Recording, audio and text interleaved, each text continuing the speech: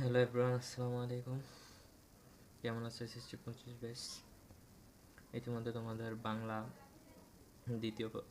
English দ্বিতীয় পত্র পরীক্ষা শেষ হয়েছে। আশা করি সবাই ভালোভাবে দিয়েছ। আমাদের তারপর পরবর্তী নেক্সট হচ্ছে আমাদের আইসিটি পরীক্ষা। আইসিটি পরীক্ষার আগে আমাদের 3 দিন গ্যাপ আছে। তো আজকে তোমরা বাংলা দ্বিতীয় পত্র ইংলিশ দ্বিতীয় পত্র পরীক্ষা দিয়ে এসে তোমরা একটু রেস্ট নাও। এই 4টা পরীক্ষা দিয়েছো, তোমরা একটু গ্যাপ পেয়েছো। আজকের দিনটা কিছু করার দরকার নেই। আজকের দিনটা তোমরা একটু রিল্যাক্স করো, যা ইচ্ছা করো। তারপরের দিন অর্থাৎ 4 তারিখ থেকে তোমরা পড়তে বসে যাবে আইসিটির জন্য।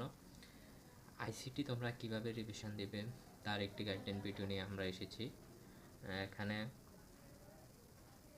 তোমরা ফার্স্টে যে 4 তারিখ তোমরা আইসিটির যে প্রথম এবং দ্বিতীয় চ্যাপ্টার আছে এই 2টা চ্যাপ্টার পড়বে। তারপর দেন হচ্ছে 5 তারিখ। 5 তারিখে তোমরা পড়বে হচ্ছে যে চতুর্থ চ্যাপ্টারটা HTML এর যে চ্যাপ্টারটা ওইটা। আর পড়বে হচ্ছে 3.1 অর্থাৎ আমাদের যে তৃতীয় চ্যাপ্টার নাম্বার সিস্টেম এবং ডিজিটাল ডিভাইস। এখানে 2টা পার্ট, একটা হচ্ছে নাম্বার সিস্টেম আর একটা হচ্ছে ডিজিটাল ডিভাইস। তো তোমরা HTML এর সাথে তোমরা নাম্বার সিস্টেমটা পড়ে নিবা 5 তারিখ। তারপর আবার 6 তারিখে তোমরা ডিজিটাল ডিজিটাল ডিভাইস এবং যে প্রোগ্রামিংয়ের যে পঞ্চম চ্যাপ্টারটা ওইটা পড়ে নিবা। এভাবে তোমরা খুব সহজে যে আইসিটি যে ফুল সিলেবাসটা আছে ওইটা খুব সহজে কভার করে ফেলতে পারবা।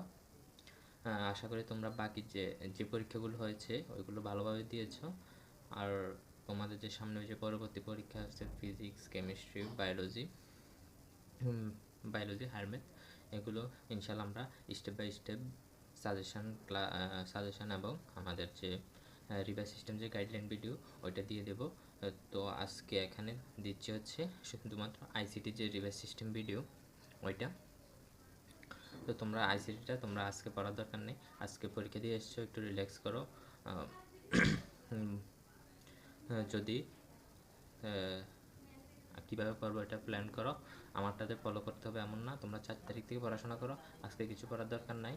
এটাই হচ্ছে তোমরা করতে পারো যাতে 4টা পরীক্ষা দিয়ে এসেছো একটা না, এখানে তোমরা গ্যাপ পাওনি। এখানে আইসিটি পরীক্ষার মাঝে একটা 3 দিনের মতো একটা গ্যাপ পেয়েছো। তো এই গ্যাপে তোমরা একটু রিল্যাক্স করে নিতে পারো, যাতে বাকি আবার একটা জার্নি শুরু হবে। তো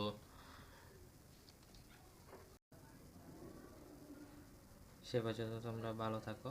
ইনশাল্লাহ দেখা হবে তোমাদের সাথে পরবর্তী যে ফিজিক্সের যে রিভাইজ সিস্টেম যে পদ্ধতি ওইটা নিয়ে। তোমরা সে পর্যন্ত ভালো থাকো, সুস্থ থাকো। তোমরা আইসিটি পরীক্ষা ভালোভাবে দিও, রিভিশন প্রিপারেশন ভালোভাবে নাও। ইনশাল্লাহ তোমাদের যে পরীক্ষাগুলো যদি কারো খারাপ হয়ে থাকে, মন খারাপের কিছু নেই। তোমরা বাকি পরীক্ষাগুলো ভালোভাবে দাও, ইনশাল্লাহ ভালো কিছু হবে।